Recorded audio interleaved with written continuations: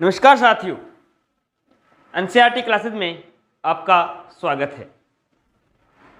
जैसा कि 2 दिन पहले मैंने आपको बताया था कि अपने एनसीईआरटी क्लासेस में सामाजिक अध्ययन पढ़ेंगे और मैंने आपको बताया था विषय वस्तु के बारे में, या कह सकता हूँ सिलेबस के बारे में। एनसीईआरटी की जो है 4 बुकों के बारे में बताया था अपनों ने।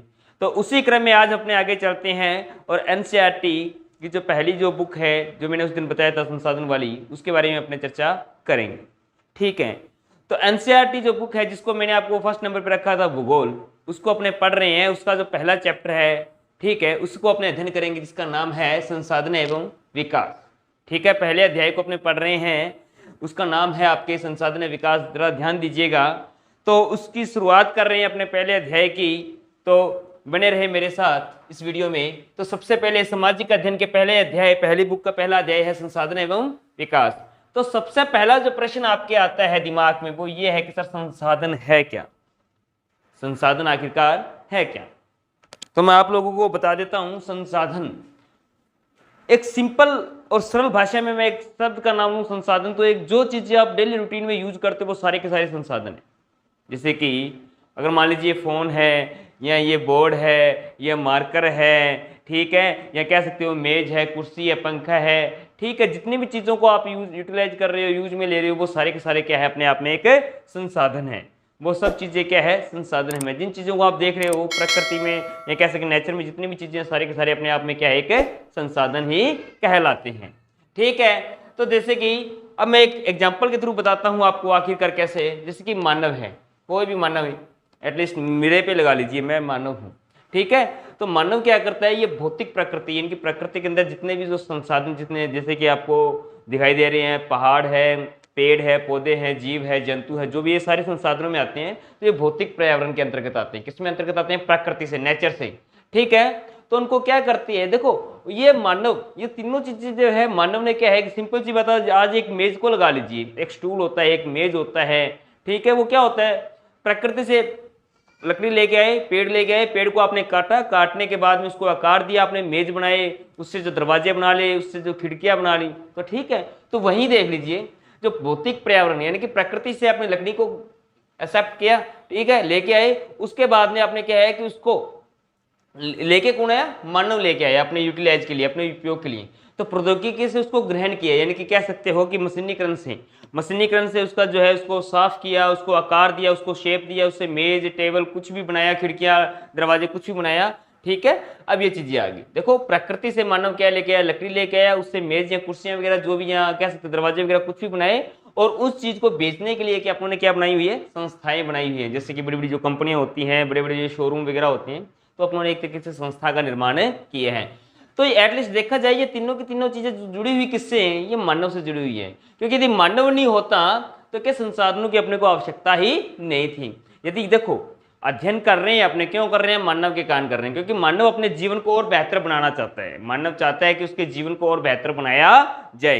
एटलीस्ट जैसे कि अभी कोरोना वैक्सीन है, लगाई जा रही है लोगों को, क्यों लगाई जा रही है, वो ताकि ये लगाई जा रही है जो कि जो कोरोना जो आया है, जो नए जो आए जाते हैं, नए रूप ले रहा है, नए जो अपने स्ट्रेन चेंज कर रहे हैं, इससे लोगों को बचाया जा सके, इसलिए वैक्सीन बनाई है। तो वही बात है, अपने भौतिक पर्यावरण के अंदर जो भी चीजें मिलती है उसको सही ढंग से यूटिलाइज करना, ताकि मानव उन चीजों का अच्छे तरीके से और बेहतर तरीके से यूज कर सके। इसलिए क्या है कि संस्थाएं या प्रौद्योगिकी का निर्माण किया जाता है। संसाधन आपको समझ में आ गया होगा, संसाधन क्या होता है। प्रकृति में जो भी चीजें आपको प्रत्यक्ष या अप्रत्यक्ष रूप से मिलती है वो सारे के सारे संसाधन है। मैंने आपको एग्जाम्पल दे दिए हैं। ठीक है, अब आखिरकार अपने जानते हैं एक सारणी के माध्यम से संसाधनों को। जैसे कि संसाधन के बारे में अपने जानने का प्रयास करते हैं सबसे पहले। और संसाधन देखो अपने 2 तरीके से होते हैं, एक तो प्राकृतिक और एक मानवीय। ठीक है, मैंने आपको बताया था नेचुरल, ठीक है, और मानवीय। जैसे कि एक तो होता है नवीकरण योग्य और एक होता है अनवीकरण योग्य। सर ये क्या होता है, नवीकरण योग्य अनवीकरण योग्य, ये क्या चीजें होती हैं, पहले वो देख लीजिए आप। पहले चलते हैं नवीकरण योग्य। देखो नवीकरण योग्य वो चीजें होती हैं जैसे कि यानी कि जिनका आप यूटिलाइज करते हो, सतत अथवा प्रवाह, जैसे कि पवन व जल, यानी कि जिनका नवीकरण कर सको, जिनको आप रिसाइकिल कर सको, जिनको आप बना सको। कहने का अर्थ है जिनका आप रिसाइकिल कर सको, जिनको बना सको। ठीक है, जो एक जन कभी नष्ट नहीं होती है। ये एग्जांपल सीधी भाषा में बोलूँ तुम्हें, जैसे कि पवन ऊर्जा है, कभी खत्म नहीं होने वाली है ये। क्योंकि हवा चलती रहनी है नेचर के अंदर, पवन ऊर्जा सौर ऊर्जा है जो है बनती रहनी है, कभी खत्म होने वाली नहीं है। तो नवीकरण ऊर्जा है जिसको अपने रिसाइकल कर सकते हैं, दोबारा बना सकते हैं। सतत होता है लगातार, सतत का अर्थ एक आम भाषा में होता है लगातार, ठीक है, लगातार, आप इसको याद रख लीजिएगा, लगातार।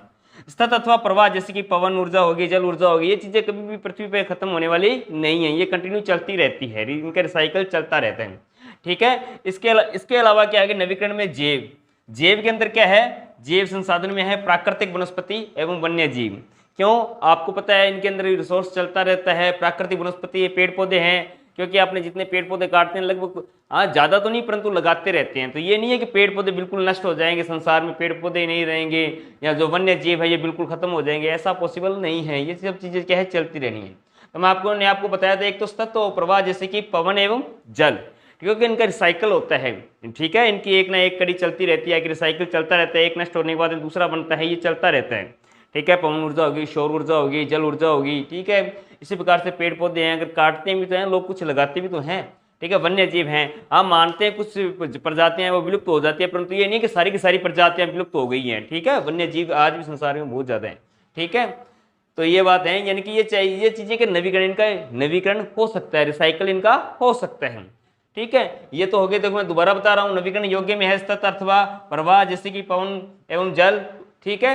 इसके अंदर है आपके जैव, जैव के अंदर क्या है, जैव यानी कि जैवीय, जिनको बोलते हैं प्राकृतिक वनस्पति, जैसे पेड़ पौधे जो जीव जंतु होते हैं, ठीक है। इसके अलावा वन्य जीव, और इसी के बाद आ गया, इसी का सेकंड पार्ट है नवीकरण, अनवीकरण जो यानी कि कहने का अर्थ है अनवीकरण। इसके अंदर पूर्ण चक्रीय धातु और अचक्रीय, ठीक है। इसके अंदर क्या होता है, इनका अनवीकरण होता है, परंतु किस तरीके से होता है, पूर्ण चक्रीय धातु, जैसे कि रिसाइकल क्या होती है, धातु। जैसे कि एग्जांपल दे रहा हूं मैं, कि आज कोई भी है, कोई प्लास्टिक पे लगा लीजिए, प्लास्टिक की चीज़ें अगर एक बार नष्ट हो जाती है तो ये नहीं है कि वो बिल्कुल नष्ट हो जाती है, क्योंकि प्लास्टिक को अपने यूटिलाइज ले लेते हैं। अगर अच्छी क्वालिटी का प्लास्टिक है, आपने देखा होगा प्लास्टिक वगैरह बिकता है, कुछ लोहे के कबाड़ वगैरह ये सब चीज़ें बिकती हैं, तो अपने उसको दोबारा क्या है, चक्कर में ले लेते हैं। चक्कर में बोले उसका कोई बड़ी चीज़ है तो उसको काट के आकार छोटा कर लेते हैं। फॉर एग्जाम्पल, जैसे कि अपने एक घर के अंदर पानी की बोतल होती है, ठीक है, पानी की बोतल होती है, तो उसको क्या है कि जब आप उसके कोल्ड ड्रिंक वगैरह पी लेते हैं, पानी पीने के बाद में वो खराब हो जाती है, तो उसको काट कर अपने को डब्बा बना लेते हैं, या कुछ चीज़ें ऐसी होती हैं उसकी कोई छोटी चीज़ बना लेते हैं, ठीक है। कलर की बाल्टी आ गई, कलर की बाल्टी जब अपने कलर कर लेते हैं तो ठीक है, उसके बाद में खाली होने के बाद में पानी के लिए काम ले लेते हैं, तो पूर्ण चक्रीय धातु में आ जाती है, ठीक है। और कुछ चीज़ें होती हैं अचक्रीय, जिनको रिसाइकल नहीं किया जा सकता, जैसे कि जीवाश्म ईंधन। जीवाश्म ईंधन क्या होता है, पहले वो देखो, जीवाश्म ईंधन क्या होता है, जैसे कि पेट्रोल, डीजल, कोयला, ये चीज़ें संसार में बहुत कम है, ये आपको ही पता है, इनके क्या भंडार बहुत कम है, क्योंकि ये चीज़ें यदि एक बार खत्म हो गई तो आपको पता है दोबारा बनने वाली नहीं है, क्योंकि ये लाखों करोड़ों सालों की प्रोसेसिंग के बाद बनी है, ठीक है। और आपको बताने की जरूरत नहीं है चीज़ें को कैसा बना, आपने बहुत पढ़ा होगा। परंतु ये एक जीवाश्म ईंधन अगर एक बार ये नष्ट हो गया ना तो ये दोबारा बनने वाला नहीं है, ठीक है। तो जीवाश्म ईंधन जैसे पेट्रोल हो गया, कोयला हो गया, डीजल हो गया, ये सब चीज़ें एक बार नष्ट होने के बाद में दोबारा बनने वाली नहीं है, ठीक है। इस चीज़ों को आप समझ गए होंगे। उसके बाद में अपने चलते हैं जैव के अंदर, मैंने आपको बता दिया था, जैव के अंदर मैंने बताया था प्राकृतिक वनस्पति एवं वन एवं वन्य जीव, ठीक है। अब देखो जो मानवीय होता है ना, मानवीय के अंदर क्या आती है, संरचनाएं एवं संस्थाएं। संरचनाएं क्या होती है एवं संस्थाएं क्या होती है वो देख लीजिए, क्योंकि मानव क्या है कि किसी भी चीज़ को यूटिलाइज करके अलग अलग रूप प्रदान करता है उन चीज़ों का। मानव क्या करता है, किसी भी चीज़ को अलग अलग रूप प्रदान करता है। अलग अलग रूप बोले तो जैसे कि अब लकड़ी है, लकड़ी का वो एक काम नहीं लेता, वो 10 काम लेता है। उससे दरवाजे भी बनाता है, उससे खिड़कियाँ भी बनाता है, उससे मेज भी बनाता है, ठीक है, उसके और भी संसाधन बनाता है, फर्नीचर वगैरह और भी बनाता है। तो वो संरचना अलग अलग करता है उसकी। संस्थाएं क्या होती है, जो इन चीज़ों को अलग अलग तरीके से काम में लेती है। संस्थाएं वो होती है जैसे कि मान लीजिए स्कूल एक संस्था है, कॉलेज एक संस्था है, तो ये जरूरी थोड़ी ना है कि पूरे स्कूल पूरे शहर में एक ही संस्था है, ये तो पॉसिबल नहीं है। पूरे स्कूल में यानी कि ये मान लीजिए कि पूरे स्कूल में आपके यहाँ पूरे शहर के अंदर आपके एक ही संस्था है या पूरे एक ही कॉलेज है, नहीं, अलग अलग संस्था है। जैसे कि अलग अलग ब्रांड बिकते हैं, क्योंकि हर कंपनी है अलग अलग ब्रांड बेचती है। अब जैसे मान लीजिए कोल्ड ड्रिंक पे लगा लीजिए, कोका कोला है, मरिंडा है, माउंटेन ड्यू है, पता नहीं कितनी हैं ब्रांड। उसी तरीके से संस्थाएं होती है अपने अपने वाले। जैसे कि आपके आसपास में देखेंगे, आपने पढ़ाना तो सभी ने, 9वीं 10वीं वही किताबें लगती हैं, वो स्कूल होते हैं, परंतु उनकी एक संस्था अलग है, ठीक है। अलग संस्था में यानी कि अलग टीचर पढ़ाते हैं, उसका ऑनर अलग होता है, ठीक है, उसका प्रबंध करने वाला अलग होता है। तो वो सिस्टम यहाँ चलता है, संरचनाएं संस्थाएं अलग अलग होती हैं। और ये देखो उसके बाद होती है मानवीय जो चीज़ें बनाई होती है मात्रा व गुणवत्ता के आधार पे अलग अलग होती हैं। ये आपको भी पता होगा कि कोई भी चीज़ होती है एक जैसी नहीं होती है, हर चीज़ की अलग क्वालिटी होती है, किसी भी चीज़ को देख लीजिए, मार्केट के अंदर जैसे कि एग्जांपल दे रहा हूँ साबुन का या शैम्पू का या और भी किसी चीज़ का, तो आपको क्लिनिक देखा होगा, चिक देखा होगा, सनसिल्क देखा होगा, तो ये थोड़ी ना कि सारों में एक ही चीज़ होती है, होती वैसे अपने को पता वो एक होती है, परंतु उनकी पैकिंग अलग होती है, उनका कलर अलग होता है, उनका फ्लेवर अलग होता है, तो वो चीज़ें होती है, मात्रा में गुणवत्ता के आधार पे अलग अलग होता है। कोई 1 रुपये का बिकता है, कोई 10 रुपये का बिकता है, कोई 5 का बिकता है, कोई 4 का, तो उनकी मात्रा में गुणवत्ता के आधार पे अलग होता है, क्योंकि ये बनाता कौन है, मानवीय। तो दोबारा देख लीजिए, प्राकृतिक संसाधन मैंने आपको बता दिए थे, मानवीय संसाधन भी मैंने आपको बता दिए थे, नवीकरण योग्य है जिनको रिसाइकल कर सकते हैं, नवीकरण जिनको रिसाइकल नहीं कर सकते, ठीक है। और ये संरचनाएं बता दी थी मैंने आपको मात्रा व गुणवत्ता के आधार पे, ठीक है, जिनका लंबे समय तक यूज ले सकते हैं वो भी बता दिया था। पूर्ण चक्रीय जैसे कुछ चीजें होती है उनको दोबारा यूटिलाइज करते हैं। अचक्रीय जैसे कि जीवाश्म ईंधन जो एक बार नष्ट हो गया तो दोबारा यूटिलाइज यानी कि दोबारा संसार में पैदा नहीं यानी कि बन ही नहीं सकता, ये मान लीजिए। मैंने बताया था पेट्रोल, कोयला, डीजल वगैरह वगैरह, ठीक है। इसके बाद मैंने ये चीज़ जैव संसाधन में बता दिया था, जैव जिनमें जीवन होते हैं।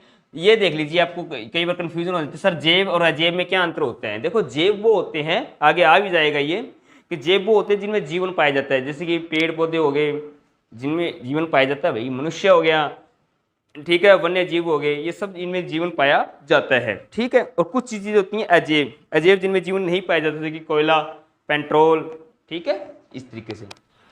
ये तो हो गया आपके संसाधन प्राकृतिक व मानवीय क्रम से। अब चलते हैं अपने संसाधनों के प्रकार कितने हैं। संसाधनों के वैसे 4 प्रकार दिए हुए हैं। संसाधनों कितने प्रकार दिए हुए हैं? 4। नंबर 1 है आपके उत्पत्ति के आधार पर संसाधन कौन कौन से होते हैं, ठीक है। नंबर 2 है समाप्यता के आधार पर, नंबर 3 है स्वामित्व के आधार पर, नंबर 4 है विकास के आधार पर। तो सबसे पहले अपने जानते हैं संसाधनों के प्रकार कितने हैं? 4 प्रकार के हैं। कौन कौन से गुरुजी? ठीक है, उत्पत्ति के आधार पर, समाप्यता के आधार पर, स्वामित्व के आधार पर, विकास के आधार पर। देखो अभी तक अपनों ने पढ़ा है, मैं दोबारा रिवाइज कर रहा हूँ।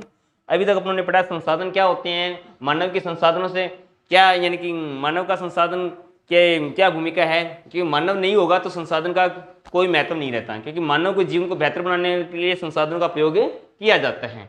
फिर मैंने आपको बता दिया तो संसाधन में प्राकृतिक व मानवीय, इसके विसारणी मैंने आपको बता दी थी, ठीक है। अब अपने आगे चलते हैं संसाधनों के प्रकार। ये मैंने आपको 4 प्रकार के बताए हैं, तो ठीक है, उत्पत्ति के आधार पे, समाप्यता के आधार पे, स्वामित्व के आधार पे और विकास के आधार पे। तो सबसे पहले चलते हैं उत्पत्ति के आधार पे, यानी कि आखिरकार संसाधन उत्पन्न कैसे होते हैं, बनते कैसे हैं, ठीक है, उनका निर्माण कैसे होता है, ठीक है। तो ये होती है एक तो जैव और एक होता है अजैव। जैव और अजैव जैसे कि जिनको जीव पैदा करते हैं, यानी कि जिनका जीवन काल होता है, यानी जिनमें जीवन होता है, और एक होता है अजैव, ठीक है। अब सिंपल सी बात है, जैव जिनमें जीवन पाया जाता है। अब मनुष्य पे लगा लीजिए, मनुष्य खुद एक संसाधन है। सबसे बड़ी बात तो ये मनुष्य खुद एक संसाधन है। मनुष्य हो गए, ठीक है, जीव जंतु हो गए, अब ठीक है, उनके अंदर जीवन पाया जाता है और जैव संसाधन है। आपको पता है जो है अनुवांशिक प्रक्रिया ये लगातार चलती रहती है, तो एक अपने आप में एक संसाधन है भाई, ये एक संसाधन है, इसलिए प्रक्रिया ये लंबे टाइम तक चलती रहती है। उसके बाद में है अजैव संसाधन। अजैव संसाधन मैंने आपको बताया जिनमें जीवन नहीं पाया जाता, पेट्रोल, कोयला, डीजल वगैरह, इनमें जीवन नहीं पाया जाता। तो ये तो समाप्त यानी कि उत्पत्ति के आधार पर, आखिरकार इनका उत्पादन कैसे हुआ, जीव की उत्पत्ति कैसे हुई है, और जैव संसाधन है उनकी उत्पत्ति कैसे हुई है, तो इसके बारे में जानेंगे अपने, ठीक है। इसके बारे में अपने आगे इस क्लास के अंदर जानेंगे। आगे है समाप्यता के आधार पे, ठीक है। कुछ होते हैं नवीकरण योग्य, कुछ होते हैं अनवीकरण योग्य। मैंने आपको ऊपर वाली सारणी में बताया है, नवीकरण और अनवीकरण योग्य, यानी कि जिनका रिसाइकल हो सकता है, जिनका रिसाइकल नहीं हो सकता। कुछ संसाधन ऐसे होते हैं जिनका कि रिसाइकल हो सकता है, नवीकरण योग्य है, जिनका अनवीकरण योग्य है, जिनका रिसाइकल नहीं हो सकता। जो अगर संसार में एक बार ये चीजें नष्ट होगी ना तो दोबारा बनने वाली नहीं है, क्योंकि दोबारा बनने के लिए जैसे कि कोयला है, पेट्रोल है, डीजल है, या जो केरोसिन है, इस पे लगा लीजिए। आपको पता है पृथ्वी के गर्भ में क्या है कि दाब पड़ने के कारण इनका निर्माण हुआ है और लाखों करोड़ों साल लगे हैं। अगर ये संसाधन एक बार नष्ट हो गए ना, जैसे कि ठीक है नष्ट हो गए, तो ये मान लीजिए नष्ट होने का मतलब इनका ये है कि अगर ये नष्ट हो गए तो ये दोबारा नहीं बनने वाले, और बनेंगे भी तो आपको लाखों करोड़ों साल की प्रक्रिया दोबारा देखनी पड़ेगी, और शायद आपको पता लाखों करोड़ों साल बहुत होता है। तो ये इसको आप कह सकते हो अनवीकरण योग्य में, ठीक है। अब ये इंपॉर्टेंट है स्वामित्व के आधार पर, यानी कि स्वामित्व के आधार पर क्या होता है स्वामित्व, यानी कि स्वामी आप कह सकते हो मालिक के आधार पर। मालिक स्वामी होता है मालिक। स्वामित्व के आधार पर कितने होते हैं? व्यक्तिगत, सामुदायिक, राष्ट्रीय व अंतर्राष्ट्रीय, ठीक है।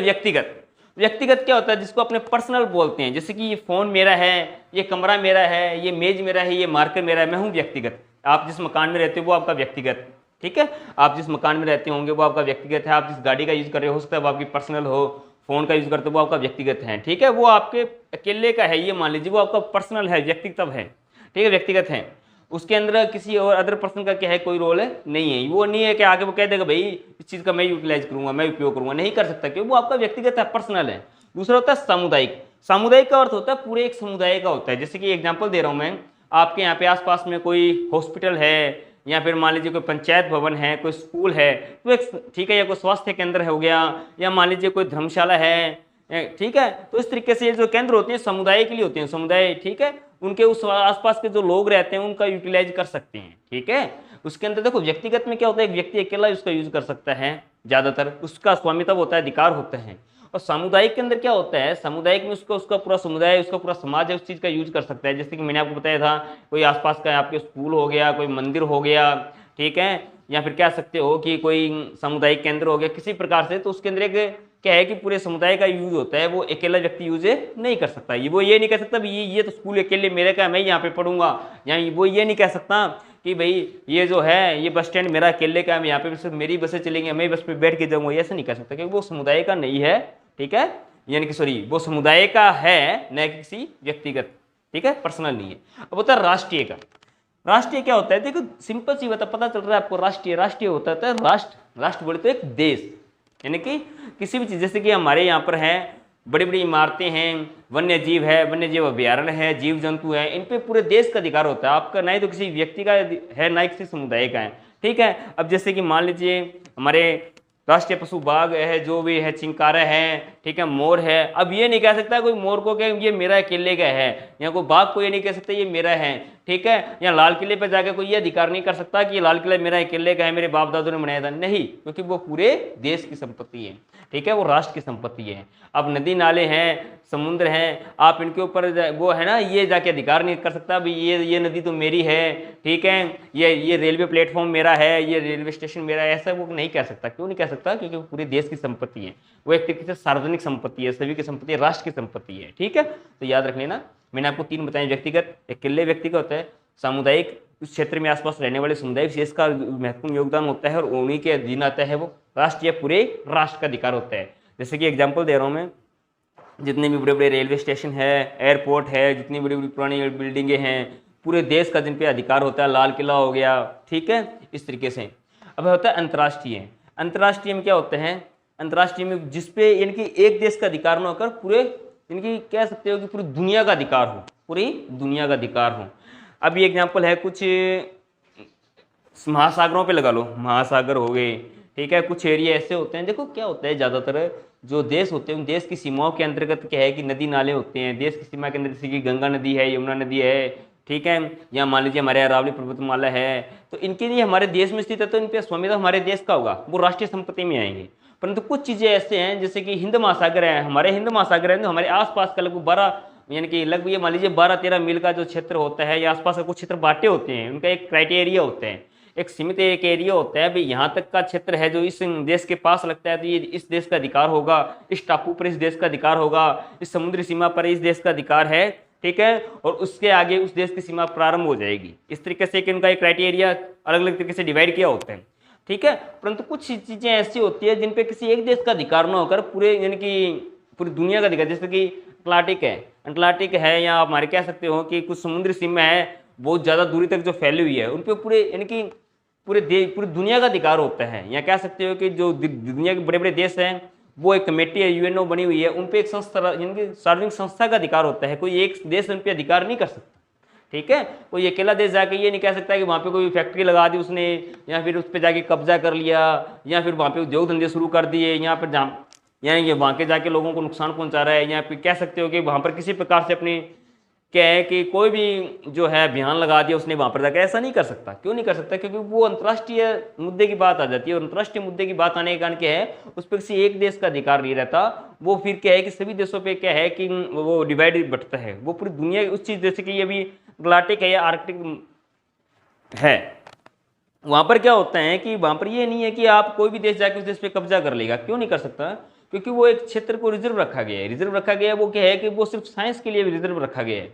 वहाँ पर कोई, यदि आपको जाना है तो हमें परमिशन लेनी पड़ेगी, यूएनओ की परमिशन लेनी पड़ेगी, और उसके बाद आप जहाँ पे जाके क्या कुछ प्रयोग कर सकते हो। अब जैसे कि भारत है, मान लीजिए गंगा नदी की सफाई कर रहा है, यमुना नदी की सफाई कर रहा है, या मान लीजिए अरावली पर्वतमाला या फिर हिमालय के आसपास का क्षेत्र है, तो वहाँ की सिक्योरिटी भी करता है, सेफ्टी भी करता है, वहाँ पे कोई भी मान लीजिए अपनी चौकी स्थापित करता है या कोई भी काम करता है तो वहाँ पे उसको क्या है कि अंतर्राष्ट्रीय संस्था की परमिशन लेने की जरूरत नहीं है। परंतु यही वो जाकर मान लीजिए कोई दूसरे द्वीप पर या किसी दूसरे देश की सीमा या समुद्र सीमा से बाहर जाकर कुछ काम करता है तो उसको परमिशन लेने की, अंतर्राष्ट्रीय संस्थाओं से परमिशन लेने की आवश्यकता पड़ेगी। तो ध्यान दीजिएगा, अंतर्राष्ट्रीय संस्था पर सभी देशों का अधिकार कह सकते हो, पूरी दुनिया का अधिकार होता है। राष्ट्रीय किसी एक राष्ट्र का अधिकार होता है, सामुदायिक किसी एक समुदाय विशेष का अधिकार होता है, व्यक्तिगत के अंतर्गत क्या है, किसी एक व्यक्ति का अधिकार होता है। अब होता है विकास के आधार पर।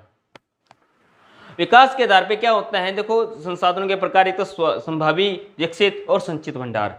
संभावी क्या होते हैं पहले वो देख लीजिए। जैसे कि मैं सिंपल सी भाषा में बोलूँ, जिनकी संभावना है कि यार अगर अपने एग्जांपल दें कि हमारे राजस्थान का कुछ क्षेत्र ऐसा है, यहाँ पर तेल यानी कि मंगला और ऐश्वर्य है, तेल के भंडार निकली है, तो यहाँ पर संभावना है कि राजस्थान के इस क्षेत्र के आसपास और भी तेल के भंडार निकलने की संभावना है। मंगला और ऐश्वर्य जैसे कि तेल के भंडार निकले हैं तो उम्मीद अब ये अपने ये करते हैं कि यहाँ पर और भी ज़्यादा तेल के भंडार निकलने की संभावना है। तो ये संभावी है, क्या है ये, संभावी है। यहाँ पर संभावना है कि और भी ज़्यादा तेल के भंडार निकलेंगे। अब होता है विकसित। देखो ये तीन कैटेगरी होती है, विकसित, विकासशील और अविकसित। देखो विकसित होता है जितना विकसित होना था उतना हो चुका, और ज़्यादा विकास नहीं होगा। भाई जितना विकसित होना था उतना हो चुका है, अब ज़्यादा विकास नहीं होगा, इसको बोलते हैं विकसित। ठीक है, कई बार आपने देखा होगा कुछ चीज़ों का विकास हो जाता है तो वो उतना जितना, देखिए मैं आपको बताता हूँ, चीन हो गया, अमेरिका हो गया, रूस हो गया, ये देश ऑलरेडी विकसित देश हैं। इनके अंदर जितना यानी विकास होना था उतना हो चुका है, इससे ज़्यादा विकास नहीं हो सकता। ठीक है, और हमारे देशों से बहुत ज़्यादा आगे है वो। ठीक है, हमारे जैसा देश है तो हमारा जो देश है वो विकासशील देश की श्रेणी में आता है, न कि विकसित देश की श्रेणी में, और अविकसित जहाँ पर अभी तक विकास नहीं पहुँचे हैं। ठीक है, तो विकसित देश वो देखो, विकसित जहाँ पर जो यानी कि कह सकते हो कि जिनको संसाधन विकसित करने की जितनी भी प्रक्रिया थी उसको पूरा किया जा चुका है, उससे ज़्यादा वो विकसित और नहीं कर सकते। मैं आपको दोबारा बता रहा हूँ कि कई जगह तो होती है संभावनाएं, भाई संभावना है अपने को और भी यहाँ से तेल निकल सकता है, और भी यहाँ से क्या है कि कोयला निकल सकता है, या और ज़्यादा फायदा मिल सकता है अपने को, और भी संसाधन मिल सकते हैं, वहाँ पर होती है संभावी। एक होता है विकसित, जहाँ पर जितना मिलना था उतना मिल चुका है, ठीक है, उससे ज़्यादा नहीं मिल सकता आपको, वो तो होता है विकसित भंडार। और थर्ड है वो है संचित भंडार।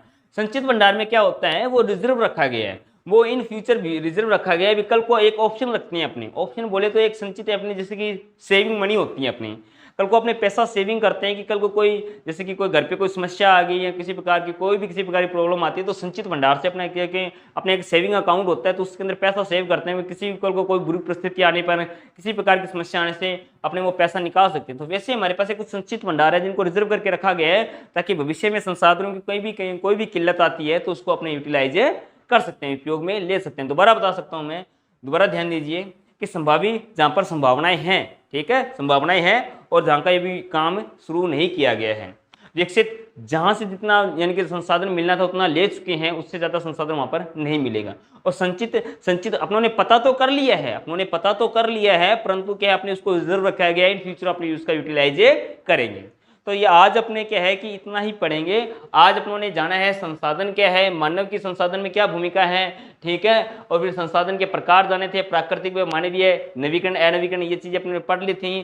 फिर अपने संसाधनों के एक प्रकार और जाने थे, 4 प्रकार से, उत्पत्ति, समाप्यता, स्वामित्व व विकास के आधार पर। ठीक है, अभी जो है इसका जो चैप्टर के आगे का जो भाग है वो अपने पढ़ेंगे नेक्स्ट वीडियो में। तो तब तक ठीक है, मुझे इजाज़त दीजिए और आप NCERT क्लासेस पर बने रहे। तब तक जय हिंद, जय भारत।